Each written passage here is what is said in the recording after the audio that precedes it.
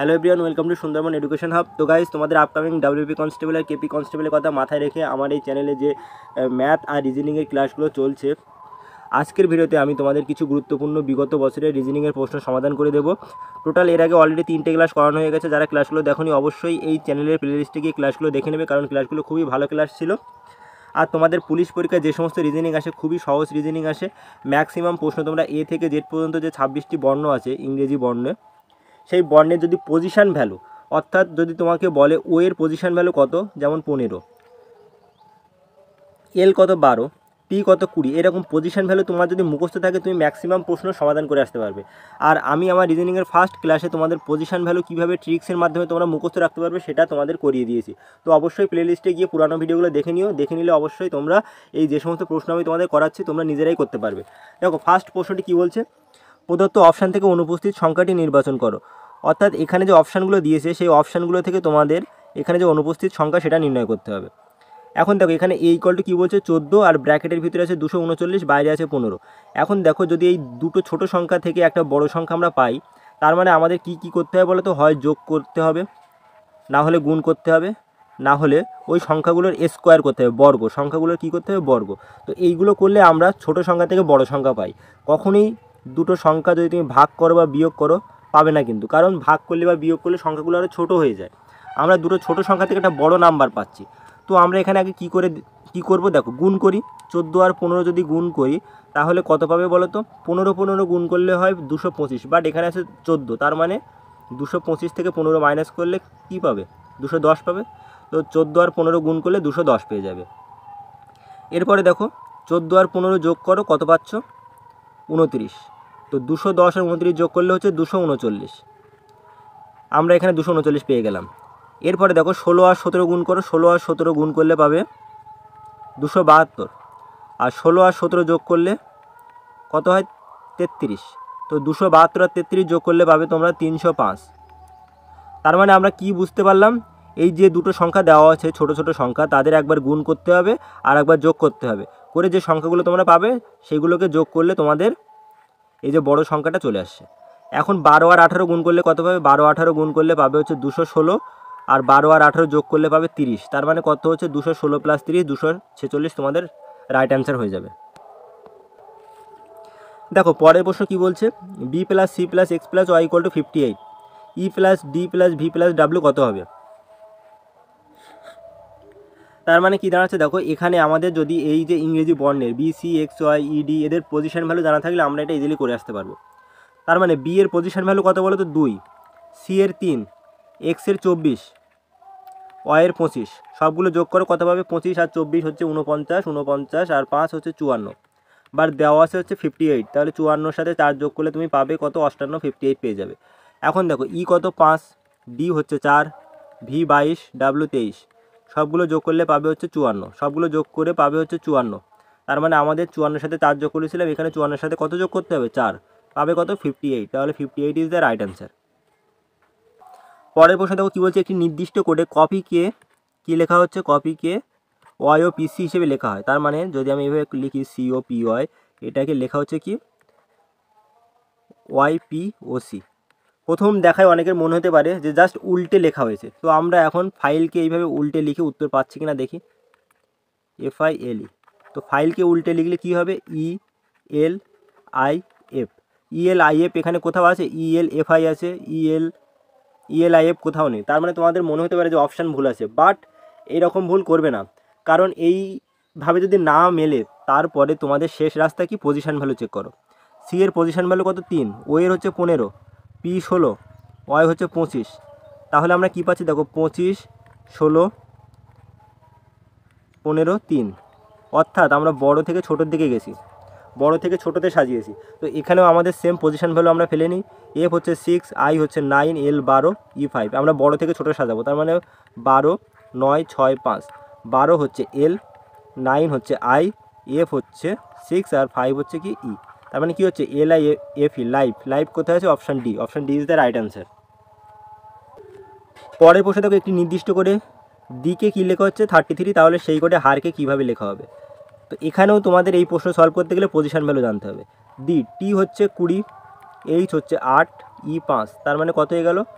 33।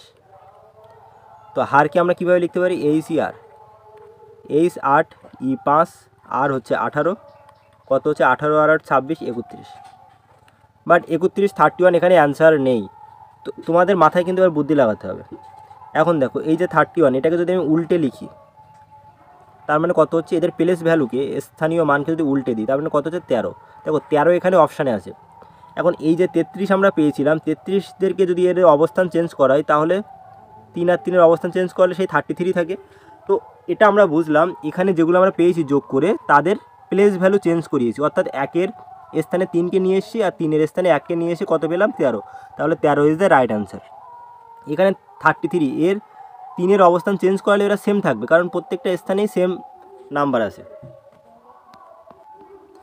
পরের প্রশ্ন দেখো কী বলছে, যদি রেকর্ডকে 863985 লেখা হয়, রিভিউকে যদি এটা লেখা হয় তাহলে ভিউকে কী লেখা হয়। এটা হচ্ছে ডিরেক্ট কোডিংয়ের প্রশ্ন। ডিরেক্ট কোডিংয়ের প্রশ্ন থাকলে তোমরা ইজিলি সমাধান করে আসতে পারবে। দেখো এখানে আর এর কোড কত দেওয়া আছে, আর এর কোড 8 আছে, ই এর কোড কত আছে, 6 আছে। এখানে দেখো আর এর কোড 8, ই এর কোড 6, তার মানে ডিরেক্ট কোডিংয়ের প্রশ্ন। আর ডিরেক্ট কোডিং থেকে প্রশ্ন আসলে তোমরা এই প্রশ্নের মধ্যে তোমাদের উত্তর পেয়ে যাবে। এখন দেখো রিভিউয়ের মধ্যে তোমরা পাচ্ছ কি ভিউ, আর এখানে তোমাদের চেয়েছে কি ভিউয়ের কোড। তাহলে তোমরা এখান থেকে ভিউয়ের কোড বার করতে পারবে। ভিউয়ের কোড কত হবে, 0162, কোথায় আছে, অপশান ডি। পরের প্রশ্ন দেখো, নিচের কোনটি প্রদত্ত চিত্রের প্রতিবিম্ব। এখানে প্রতিবিম্ব বের করতে হবে। তোমাদের এর আগে একটা ক্লাসে বলেছিলাম যে এই মিরর ইমেজ বের করতে গেলে তোমরা দর্পণের সামনে যে জিনিসটা রাখবে, মনে করো বি রাখলে, তার মানে বি এর সামনের যে পোর্শনটা সেটা এখানে সামনেই থাকবে, কিন্তু বি এর যে ব্যাক সাইডটা এই সাইডে, দর্পণের এই সাইডেও কিন্তু পিছনে থাকবে। ই যদি এইভাবে রাখো তাহলে ই এর সামনের পোর্শনটাই কিন্তু সামনে থাকবে, পিছনের পোর্শন পিছনে থাকবে। তার মানে এখানে আমরা চেক করব, এই যে ফিগারটা দেওয়া আছে এই ফিগারের সামনের পোর্শন সামনে থাকবে, পিছনের পোর্শন পিছনে থাকবে। এখন দেখো এটা হচ্ছে পিছনের সাইড এখানে সামনে এসে গেছে, তার মানে এটা আমাদের হবে না। এরপরে দেখো, এরপরে এখানে এটা হচ্ছে সামনের পোর্শন এখানে পিছনে চলে গেছে, এটাতে পিছনে চলে গেছে, তার মানে এটাও কিন্তু ক্যান্সেল হয়ে গেল। এরপরে দেখো সামনের পোর্শন সামনে আছে, ঠিক আছে, বাট এই যে পোর্শনটা এখানে, এটা কিন্তু এখানে নেই, তো এটা ক্যান্সেল হয়ে গেল।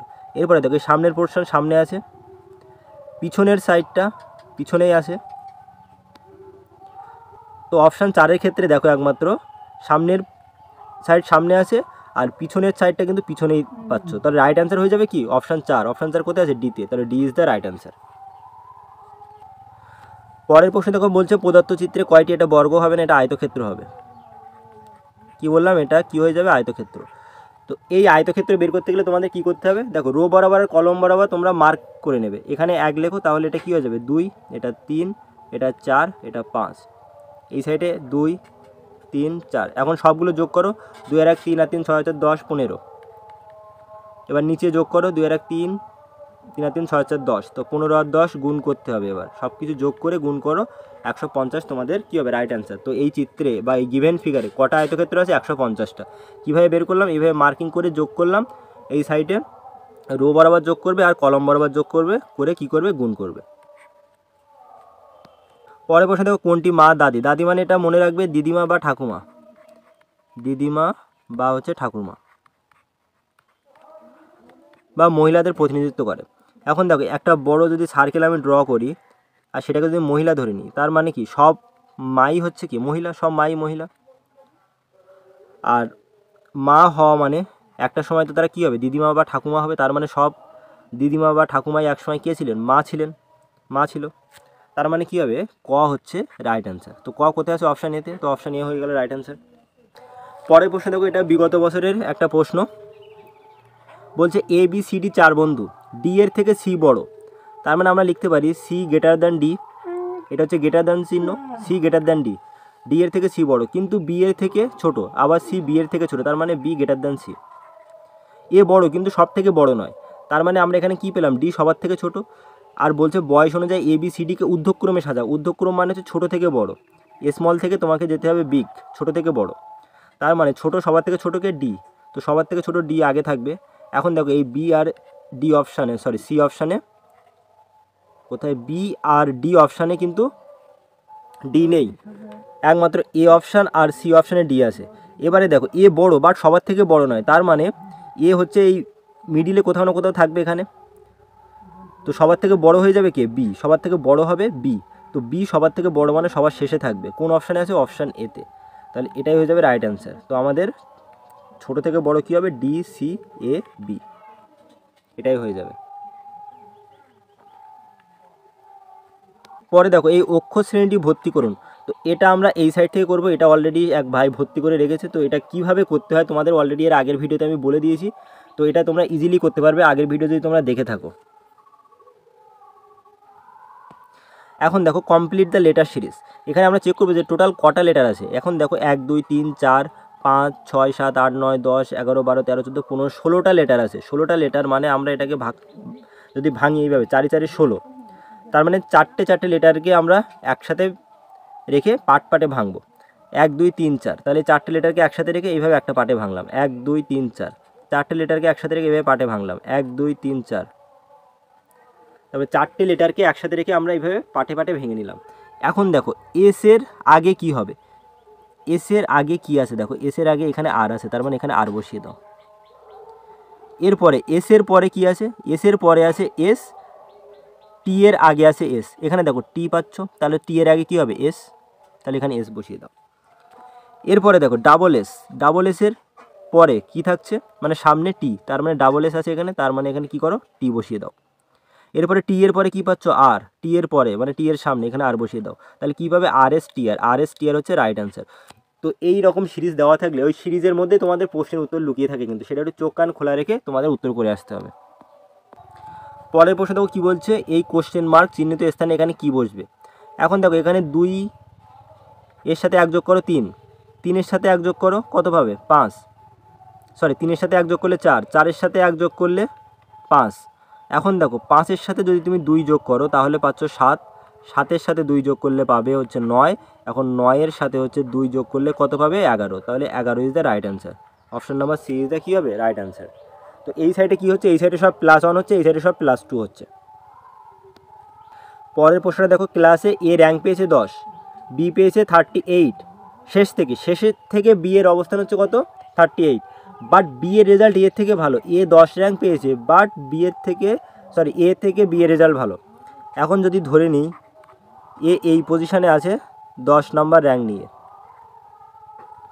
আবার বি নিচের থেকে 38 নাম্বার পজিশানে আছে, নিচের থেকে 38, কিন্তু বি এর রেজাল্ট এর থেকে ভালো। তার মানে এ যদি 10 রোল করে তার মানে বি এই 10-এর উপরে থাকবে।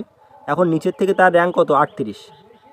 তাহলে আমি এইখানে ধরে নিলাম এইখানে কোনো একটা জায়গায় বি আছে, এখানে কোনো একটা জায়গায় বি আছে, আর সে নিচ থেকে কত নাম্বার পজিশানে আছে? 38। এবারে দেখো কি বলছে, যে তাদের দুজনের মাঝখানে অর্থাৎ এ আর বি এর মাঝখানে আরও দুজন শিক্ষার্থী আছে। তো এইখানে যদি একজন থাকে তাহলে তার নাম্বার কত হবে? 9 নাম্বার পজিশান। আর এইখানে যদি একজন থাকে সে হচ্ছে 8 নাম্বার পজিশান। তার মানে বি কত নাম্বার পজিশানে আছে? বি হচ্ছে 7 নাম্বার পজিশানে আছে। মানে উপরের থেকে 7 নাম্বার আর নিচের থেকে কত? 38। তো বি এর আগে আরও কতজন আছে? বি এর আগে আরও এরকম 6 জন আছে। বি যদি 7 নাম্বার থাকে তাহলে বি এর আগে আরও এরকম 6 জন আছে।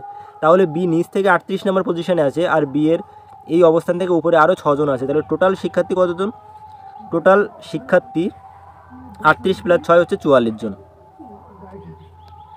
পরে প্রশ্ন দেখো, একটি পরীক্ষায় ইংরেজিতে 55%, অঙ্কে 55%, অঙ্কে 65%, দুটিতেই 24% পরীক্ষাতে ফেল করেছে। দুটি বিষয়ে পাশের হার কত? এখন এখানে দুটি সার্কেল ড্র করো, আর একটা এইভাবে সার্কেলের উপরে সার্কেল ড্র করো। এখন যেটা বলেছে উভয় বিষয়ে 24% ফেল করেছে, তার মানে এই যে পোর্শনটা পেলে এটা হচ্ছে উভয় বিষয়ে ফেল করার পোর্শন। তাহলে এখানে 24 লিখে ফেল। 24% উভয় বিষয়ে ফেল করেছে। ইংরেজিতে ফেল করেছে 55%, আর অঙ্কে ফেল করেছে 65%। তাহলে এই যে পোর্শনটা দেখতে পাচ্ছ এটা শুধুমাত্র ইংরেজিতে ফেল করেছে, আর এই যে পোর্শনটা দেখতে পাচ্ছ সেটা শুধুমাত্র অঙ্কে ফেল করেছে। তার মানে 55% যদি ইংরেজিতে ফেল করে আর 24% উভয় বিষয়ে ফেল করে, তার মানে হচ্ছে 31% শুধুমাত্র ইংরেজিতে ফেল করেছে। 31% শুধুমাত্র ইংরেজিতে। 65% যদি অঙ্কে ফেল করে আর 24% যদি উভয় বিষয়ে ফেল করে, তার মানে হচ্ছে 41% শুধুমাত্র অঙ্কে ফেল করেছে। তো টোটাল এই সবগুলো যোগ করলে পাবে তোমরা 31 আর 41, 72 আর 24, 96%। তো 96% যদি ফেল করে 100%-এর ভিতরে, তো পাস করেছে কত পার্সেন্ট? 4%। 100 থেকে 96 বিয়োগ দাও, তো পাশের হার কত? 4%। পরে বসে দেখো কী বলছে, একটি স্কুলে ক্লাস 6 থেকে 8 প্রতিদিন 6টা করে ক্লাস এবং 9 থেকে 10 7টা করে ক্লাস থাকে। যদি কোনো শিক্ষককে প্রতিদিন 5টার বেশি ক্লাস না দেওয়া হয় তাহলে ক্ষুদ্রতম বা সর্বনিম্ন কতজন শিক্ষক দরকার? 6 থেকে 8 3টে ক্লাসে, প্রত্যেকটা ক্লাসে কটা করে ক্লাস হয়? 6টা করে। তো 3টে ক্লাসে 6টা করে ক্লাস মানে টোটাল ক্লাস হবে 18টা, প্রতিদিন 18টা ক্লাস। 9 থেকে 10 দুটো ক্লাসে প্রতিদিন ক্লাস হয় কটা করে? 7টা করে, তাহলে 14টা ক্লাস। তো ওই স্কুলে বা ওই বিদ্যালয়ে মোট ক্লাস হয় একদিনে 32টা। এবারে একজন শিক্ষক যদি 5টা করে ক্লাস করে তাহলে 32টা ক্লাস করতে কতজন শিক্ষক লাগবে? 5 6 30, অর্থাৎ 6জন শিক্ষক হলে তারা 5টা করে ক্লাস করলে 30টা ক্লাস নিতে পারবে, দুটো এক্সট্রা থাকবে। অর্থাৎ এই দুটো ক্লাসের জন্য আরও একজন শিক্ষক দরকার। তো টোটাল শিক্ষক কতটা হবে? 7টা শিক্ষক দরকার হবে। তো সর্বনিম্ন বা ক্ষুদ্রতম 7টা শিক্ষক দরকার। পরে প্রশ্ন দেখো, যদি 72 18 90 নির্দেশ করে পার্ডন আর 53 164 নির্দেশ করে মার্সি, তবে ডেমোক্রেসি কী হবে? তো এখানে দেখো পার্ডনের নিচে লিখে ফেলো যা দেওয়া আছে, PARDON। এটাও দেখে বোঝা যাচ্ছে এটা ডিরেক্ট কোডিংয়ের প্রশ্ন। P7, কারণ P এর পজিশন ভ্যালু কিন্তু 16, কিন্তু এখানে 7, A হচ্ছে 2, R হচ্ছে 1, D 8, O 9, N 0।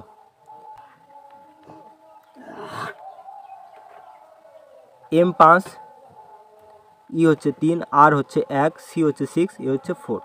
এখন দেখো R এখানে 1, এখানেও সেম, তার মানে R এর কোড হচ্ছে 1। আর এর কোড 1 মানে এখানে P7 হয়ে যাবে, A 2 হয়ে যাবে, ডেমোক্রেসি আমাদের বার করতে হবে। D এখানে কত আছে? D হচ্ছে 8, E এখানে কত দেওয়া আছে? 3, তাহলে 8 এর পরে কত হবে? 3।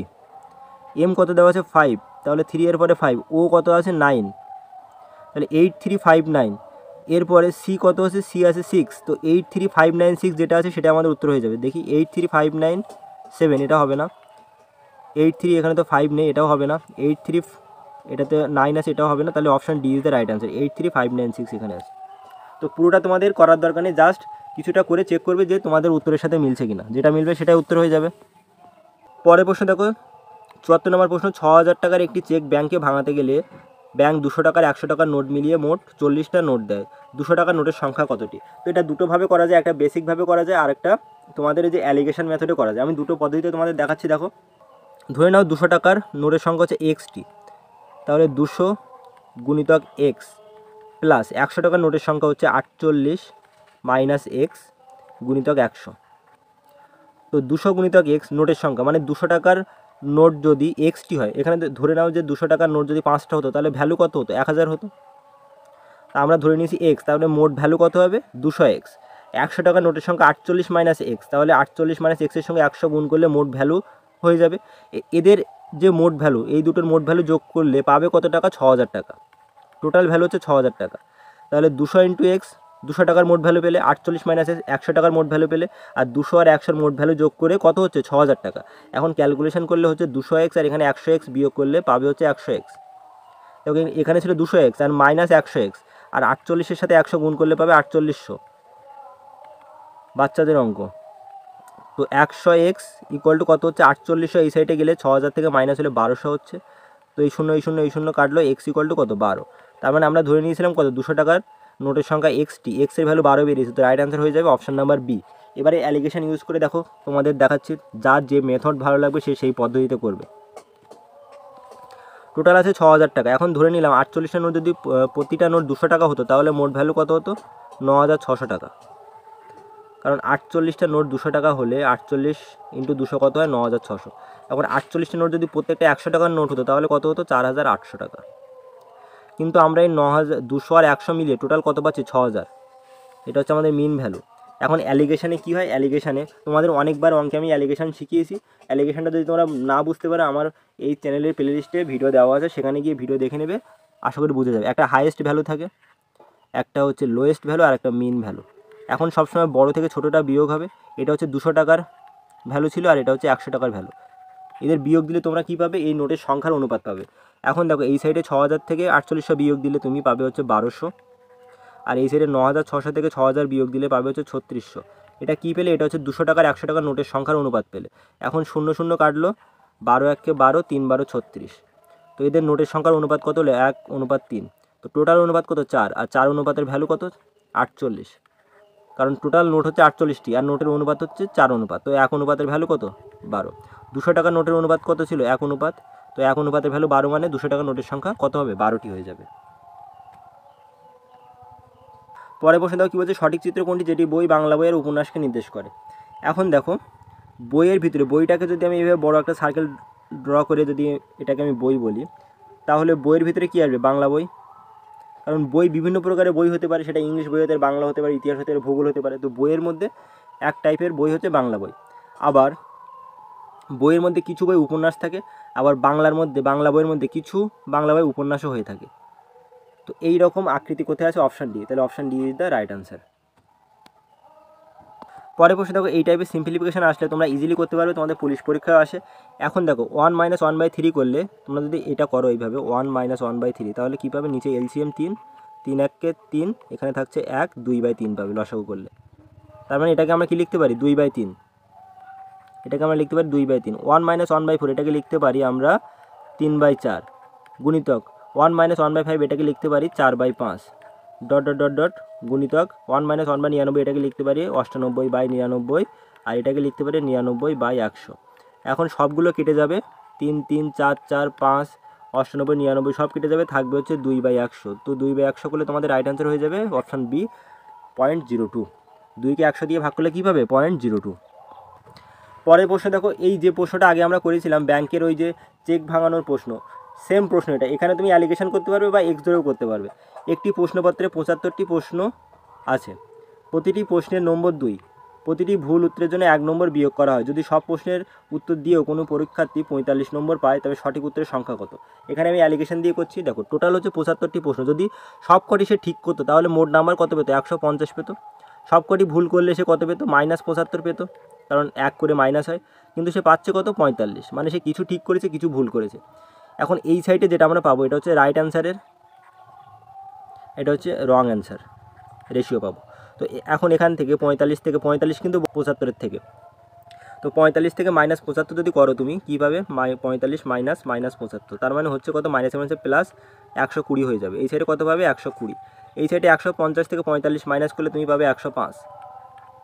এটা হচ্ছে রং অ্যান্সারের সংখ্যার অনুপাত, আর এটা হচ্ছে রাইট সঠিক উত্তরের সংখ্যার অনুপাত। তার মানে এদেরকে যদি তুমি ছোটো করো, তার মানে হচ্ছে কত? 5 24 120, আর 5 21 105, আরও ছোটো করতে পারবে 8:7, 8:7। তাহলে সে সঠিক উত্তরের সংখ্যার অনুপাত কত? 8, আর ভুল উত্তরের সংখ্যা টোটাল প্রশ্ন কত? অনুপাত 15 অনুপাত। তো 15 অনুপাতের ভ্যালু হচ্ছে 75, 1 অনুপাতের ভ্যালু হচ্ছে 3। তো আমাদের বের করতে হবে কত, কী বলেছে? সঠিক উত্তর। তো সঠিক উত্তরের অনুপাত কত? 8 অনুপাত। তার মানে 8 অনুপাতের, এটা হবে 5, 1 অনুপাতের ভ্যালু 5।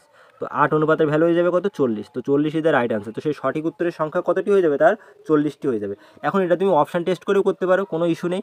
এবার এক্স ধরে দেখো, দেখিয়ে দিচ্ছি এক্স ধরে কীভাবে করবে। ধরে নাও সঠিক উত্তরের সংখ্যা হচ্ছে XT, আর একটা সঠিক উত্তরের জন্য 2 নাম্বার পাবে।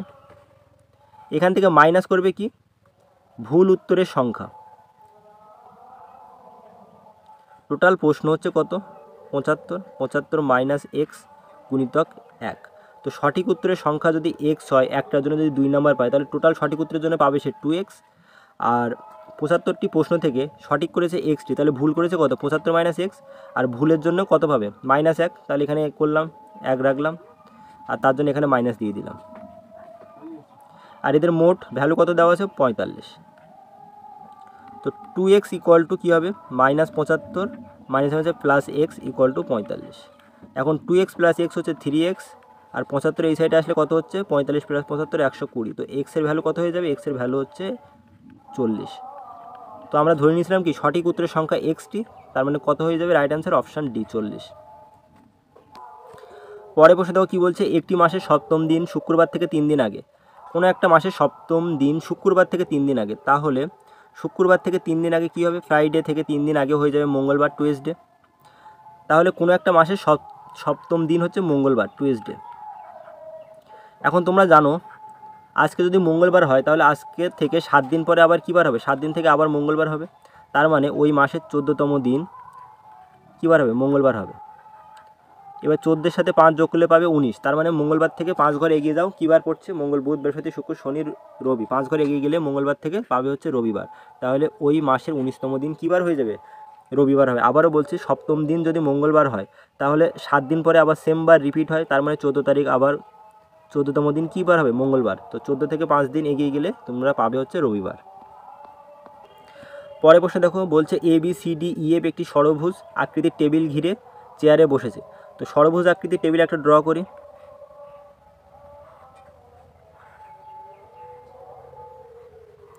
এটা হয়ে গেল ষড়ভুজ আকৃতির টেবিল। এ বসেছে বি এর উল্টো দিকে। এখন একে বি এর উল্টো দিকে বসাই, এইভাবে ডায়াগোনালি বসালে এরা একে অপরের উল্টো দিকে বসবে। এরপরে বলছে বি বসেছে সি ও ডি এর মাঝখানে, আর এ বসেছে ই ও এফ এর মাঝখানে। ডি এর বাঁদিকে ই বসেছে। এখন যদি এটাকে আমি ডি ধরি তাহলে এই সাইডটা হয়ে যাবে কি? ডি এর বাঁদিক। তো ডি এর বাঁদিকে ই বসেছে, তো এই সাইডে আমি ই বসিয়ে দিলাম। আর বি বসেছে সি আর ডি এর মাঝখানে, তার এখানে সি দিলাম। আর এ বসেছে ই আর এফ এর মাঝখানে। এখন দেখো, এটা হচ্ছে এর অপোজিট, তো এফ এর অপোজিটে আছে ডি। তো এফ ডি কোথাও আছে? এফ ডি কোথাও নেই। দেখো ই এফ কিন্তু একে অপরের অপোজিটে নেই, তো এই অপশান ক্যান্সেল হয়ে গেল। সি এর অপোজিটে কী আছে? ই আছে। আর এ এর অপোজিটে তো অলরেডি বলাই আছে, বি আছে। তো দেখো ডি আর ই এরা কিন্তু অপোজিটে নেই, তো এটা ক্যান্সেল হয়ে গেল। তো সি আর ই অপোজিটে আছে, এখানে আমি তোমাদের দেখালাম সি আর ই অপোজিটে আছে, তাহলে রাইট অ্যান্সার হয়ে যাবে অপশান সি। পরের প্রশ্ন দেখো কী বলছে, এক্স এর মা পি। তাহলে এক্স এর মাকে পি, পি হচ্ছে মা মানে মহিলা। আর জেডের স্ত্রী এক্স, জেডের স্ত্রী এক্স, তার মানে এক্সও মহিলা, জেড পুরুষ মানুষ, জেডের স্ত্রী বলেছে। পি এর ভাই ওয়াই, পি এর ভাই, তাহলে ওয়াই হচ্ছে ছেলে পুরুষ। আর পি এর স্বামী হচ্ছে কিউ, পি এর স্বামী কিউ। তাহলে পি এর সাথে জেডের সম্পর্ক কী?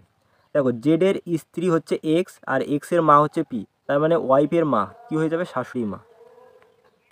তার মানে এই যে লাইনটা পি এর ভাই ওয়াই, পি এর স্বামী কিউ, এই লাইনটা কিন্তু আমাদের কোনো কাজে লাগছে না। পরে বসে দেখো রেকটিফাই, রেকটিফাই মানে সংশোধন করা। রেকটিফাই তার অপোজিট দিয়েছে মিস্টেক, ভুল। রিগেইন মানে অর্জন করা, পুনরায় অর্জন করা। তারপরে কি হবে এর? এটা হয়ে যাবে লস, ক্ষতি। পরে বসে দেখো কী বলছে, 5 জন বালক ABCDE তাস খেলছে, প্রত্যেকের কাছে 10টি কার্ড আছে। এখন প্রত্যেকের কাছে আমরা 10টি করে কার্ড দিই, এ বি সি ডি আর ই, প্রত্যেকের কাছে 10টি করে কার্ড দিয়ে দিলাম। এবার বলছে ই 3টি কার্ড এর থেকে নিয়েছে, তার মানে এর কাছ থেকে 3টে কার্ড নিলে এর থেকে 3 মাইনাস হবে, ই এর থেকে 3 মাইনাস করো। এবারে বলছে এবং 5টি কার্ড সিকে দেয়, ই 5টি কার্ড সিকে দিচ্ছে, তার মানে ই এর থেকে 5টি কার্ড মাইনাস করে সি এর কাছে 5টি কার্ড যোগ করে দাও। সি তৎক্ষণাৎ 4টি কার্ড বিকে দেয়, সি আবার 4টি কার্ড বিকে দিচ্ছে, তার মানে সি এর থেকে 4 মাইনাস হয়ে বি এর সাথে 4 যোগ হচ্ছে। তারপরে কি বলছে, বি 2টি কার্ড ডিকে দিচ্ছে, তার মানে বি এর থেকে 2 মাইনাস হয়ে ডি এর কাছে 2 আসবে। তার মানে এখন কি বলছে দেখো, ডি এর কাছে কটি কার্ড আছে? তো ডি এর কাছে আছে 10 + 2 12টি কার্ড। পরে বসে দেখো কী বলছে, ABCDE 5 জন বালিকা, ADE লম্বা, তাহলে এ ডি আর ই হচ্ছে লম্বা, এদের টল, টি দিলাম। তার মানে ADE লম্বা হলে, ADE লম্বা হলে বি আর সি কি? শর্ট, বি আর সি শর্ট। আমাদের উত্তর চেয়েছে কি দেখো, উত্তরটাকে দেখে নিই কী বলছে। প্রথম সারিতে বেটে ফর্সা আর মোটা বালিকা বসেছে সেকে, প্রথম সারিতে যে বেটে, তার মানে ADE এরা ক্যান্সেল হয়ে গেল, এরা তো টল, আমাদের বেটে বার করতে হবে। তো অপশানে দেখো ডি কোথায় আছে? ডি আমাদের অপশান হবে না, ই হবে না। তো বি আর সি এরা হচ্ছে শর্ট, তো এদের মধ্যে আমাদের চেক করতে হবে। এরপরে বলছে ফর্সা। এখন দেখো ফর্সা, BDE কালো, বি কালো বলেছে, তার মানে আমাদের এখানে বলছে ফর্সা, বেটে ফর্সা, তো বি কালো, তো বিটাও ক্যান্সেল হয়ে গেল। তাই সঠিক উত্তর কী হয়ে যাবে? অপশান বি, সি হয়ে যাবে, বেটে ফর্সা আর মোটা। দেখো এখানে কি বলছে, সি ই মোটা, বাকিরা রোগা, তাহলে সি হচ্ছে বেটে ফর্সা আর মোটা। পরের প্রশ্নে দেখো, একটি বিড়ালের 5 লাফ যেতে যে সময় লাগে ওই সময় কুকুর 4 লাফ যায়, কিন্তু কুকুরের আবার 3 লাফ বিড়ালের 4 লাফের সমান। বিড়াল ও কুকুরটির মানে স্পিডের বা গতিবেগের অনুপাত বার করতে হবে। তো এই টাইপের অঙ্ক থাকলে তোমরা কী করবে, এক সাইডে ক্যাট লেখো, এক সাইডে ডগ লেখো, সিতে ক্যাট, ডিতে ডগ। তো বিড়ালের ক লাফ বলেছে? বিড়ালের 5 লাফ। সেই সময় কুকুরের কটি লাফ দিচ্ছে? 4 লাফ। আবার বলছে দেখো, কিন্তু কুকুরের 3 লাফ, কুকুরের 3 লাফ, যার যে কটা লাফ বলবে তার নিচে সেটা লিখে দেবে। কুকুরের 3 লাফ বিড়ালের 4 লাফের সমান। তো বিড়ালের 5 বলেছিল, তো বিড়ালের নিচে 5 রাখলাম, আবার এখানে বিড়ালের 4 লাফ বলেছে, তো বিড়ালের নিচে 4 রাখলাম। এখন এইভাবে কোনাকুনি গুণ করে দেবে, দিলে কী পাচ্ছ দেখো, 15 আর 16। তার মানে বিড়াল আর কুকুরের গতিবেগের অনুপাত কী হবে? 15 অনুপাত 16। এটা হচ্ছে রাইট অ্যান্সার, কিছুই নেই অঙ্কে। দেখো এই টাইপের অঙ্ক আসলে কখনই ক্যালকুলেশন করতে যাবে না, জাস্ট অপশান টেস্ট করে করবে। দেখো কী বলছে, দুটি সংখ্যার যোগফল 27, তাহলে দুটি সংখ্যা একটা সংখ্যা এক্স একটা ওয়াই হলে এক্স প্লাস ওয়াই দিয়েছে 27, আর তাদের গুণফল তাহলে এক্স গুণিতক ওয়াই মানে এক্স ওয়াই কত হবে 182। এখন যদি তুমি এটাকে ডিটেলসে করতে যাও তাহলে তোমার আবার এক্স মাইনাস ওয়াই বের করতে হবে। তো এক্স মাইনাস ওয়াই বের করতে গেলে ফর্মুলা কি, X minus Y Y equal to square root X plus Y তার স্কোয়ার মাইনাস হচ্ছে 4xy। এইভাবে তুমি এক্স মাইনাস ওয়াই বের করবে, তারপরে এক্স মাইনাস ওয়াইয়ের ভ্যালু সম্ভবত আসবে 1, আর এক্স প্লাস ওয়াই করলে এখান থেকে তোমার ছোটো সংখ্যা চেয়েছে তার মানে বিয়োগ করতে হবে, মাইনাস এখানে হবে প্লাস, এক্স প্লাস ওয়াই তো দিয়েছিল 27, তো এখানে হচ্ছে মাইনাস, তার মানে এখানে কি হচ্ছে -2y ইকুয়াল টু -26, তার মানে দুই সাইড থেকে মাইনাস কেটে গেল, y ইকুয়াল টু কত হচ্ছে 13। তো 13 হচ্ছে ছোটো সংখ্যা, বাট আমরা এখানে অপশান টেস্ট করব। অপশান টেস্ট কীভাবে করবে দেখো, 182কে যদি তুমি ভাঙো, 182কে ভাঙলে তুমি পাবে হচ্ছে 2 গুণিতক 7 গুণিতক 13, এইভাবে মৌলিক উৎপাদকে ভেঙে নিতে পারবে। তার মানে কত হচ্ছে দেখো 7 দুগুণে 14 ইন্টু 13, এইভাবে 182কে ভাঙা যায়। এখন বলেছে দুটি সংখ্যার যোগফল 27, তার মানে 14 প্লাস 13 করলে আমরা কত পাচ্ছি 27 পাচ্ছি। তো এর মধ্যে 14 হচ্ছে বড় সংখ্যা, ছোটো সংখ্যা হচ্ছে 13। যদি বলতো বড় সংখ্যা তাহলে 14 অ্যান্সার হতো, ছোটো সংখ্যা চেয়েছে তাই বলে অ্যান্সার হবে 13। তো এইভাবে অপশান টেস্ট করে করবে, এবার ডিটেলস করার দরকার নেই। পরের প্রশ্ন দেখো কী বলছে, ভদ্রলোককে দেখিয়ে মহিলা বললেন, মহিলা এটাকে আমি সার্কেল দিলাম, উনি একটা ভদ্রলোককে দেখাচ্ছেন, ভদ্রলোকটাকে এইভাবে বর্গক্ষেত্রের আকারে দেখালাম যে উনি আমার মায়ের, তাহলে ভদ্রমহিলার মায়ের, এটা হচ্ছে ভদ্রমহিলার মা, মায়ের মায়ের একমাত্র পুত্র, তার মানে ভদ্রমহিলার মায়ের পুত্র, তার মানে কী হবে ভদ্রমহিলার ভাই বা দাদা হবে। এখন বলছে ভদ্রমহিলা ভদ্রলোকের কে হন, তাহলে মায়ের দাদা বা ভাই মানে মামা হবে। তো ভদ্রমহিলা ভদ্রলোকের কী হবে, বোনের মেয়ে, বোনঝি, তাহলে এ ইজ দ্য রাইট অ্যান্সার। তো গাইস এই ছিল আজকের কিছু গুরুত্বপূর্ণ রিজনিংয়ের প্রশ্ন। আশা করি যারা প্রথম থেকে শেষ পর্যন্ত ভিডিওটি দেখেছো তোমাদের অবশ্যই ভালো লাগবে। এই টাইপের আরও গুরুত্বপূর্ণ ভিডিও পেতে অবশ্যই আমাদের চ্যানেলটি সাবস্ক্রাইব করে আমাদের সাথে থেকো। আজকের ভিডিওটি এই পর্যন্ত, থ্যাংক ইউ, বাই বাই।